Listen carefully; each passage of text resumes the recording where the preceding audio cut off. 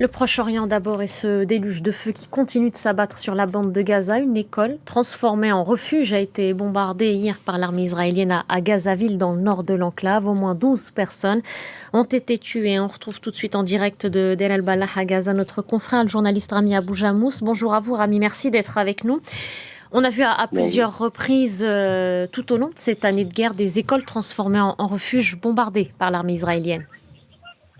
oui, malheureusement, le chiffre n'est pas exact, mais depuis le début de cette guerre-là, il y a plus de 200 écoles qui ont été bombardées. Malheureusement, ces écoles, ce sont des abris pour les déplacés, ceux qui étaient obligés de quitter leur domicile et de leur quartier par force de l'armée d'occupation. La majorité, ils ont perdu leur maison et donc ils n'ont pas trouvé un lieu de refuge à part les écoles.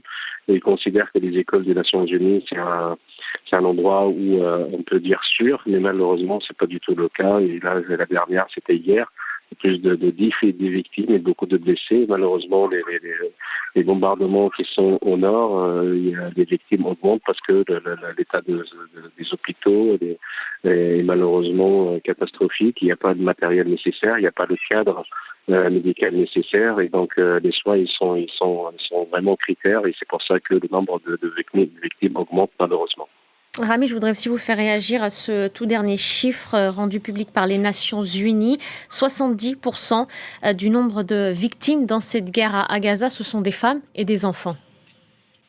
Oui, malheureusement, c'est des chiffres choquants. On a toujours parlé de ces chiffres-là, mais malheureusement, il y a toujours, ils mettent en doute les chiffres qu'on transmet. Et là, c'est les Nations Unies qui parlent. Et malheureusement, 70% des victimes, les morts de cette guerre-là, ce sont des enfants et des femmes. Mais aussi, les enfants et les femmes, ils souffrent à Gaza beaucoup plus que les hommes. Il y a à peu près plus de 20 000 orphelins à cause de cette guerre-là, plus de 200 000 veuves, la majorité entre 18 et 24 ans. Et donc, la majorité des gens qui sont en train de souffrir dans cette guerre-là, c'est vraiment les enfants et les femmes. Et les chiffres de cette souffrance choquent tout le monde, malheureusement, et ça s'arrête pas et ça continue, malheureusement. Rami, comment faites-vous au quotidien en l'absence d'aide humanitaire? On sait que des camions n'entrent quasiment plus du tout dans le territoire qu'est Gaza. Oui, malheureusement, nous, au sud, on a un peu de chance d'avoir quelques boîtes de conserve. On peut trouver quelques eau potable. Mais malheureusement, au nord et surtout dans le quartier de Jabalia, Bet Hanoun, Machla Bet Hanoun, Bet Laïa, ils sont encerclés depuis 33 jours à peu près.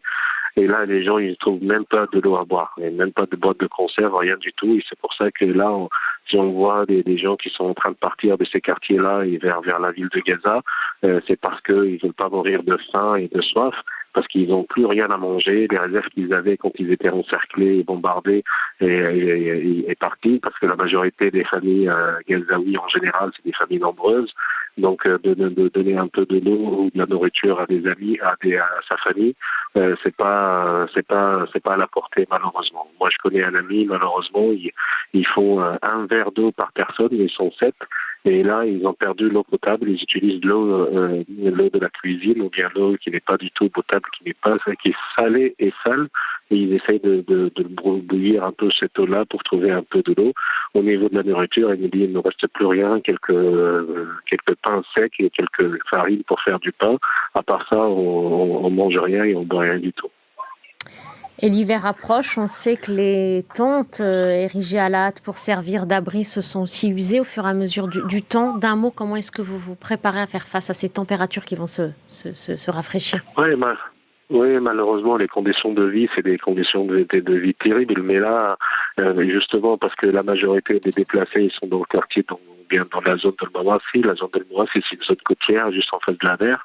Donc, il fait très froid et non seulement il fait froid, il fait beaucoup de vent et surtout parce qu'on est au bord de la mer, donc la plage, il y a beaucoup de sable et il n'y a pas, c'est juste on est sous un tissu qui couvre rien du tout malheureusement. Et c'est ça le problème parce que pour les enfants et pour les femmes, c'est une vie très très très dure et malheureusement il n'y a pas des habits qui entrent, ça fait partie aussi de blocus.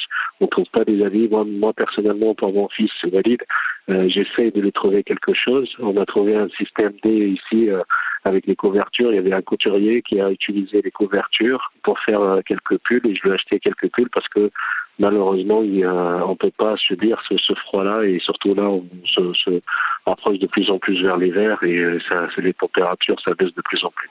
Merci beaucoup, Rami. Merci pour ce témoignage depuis Gaza.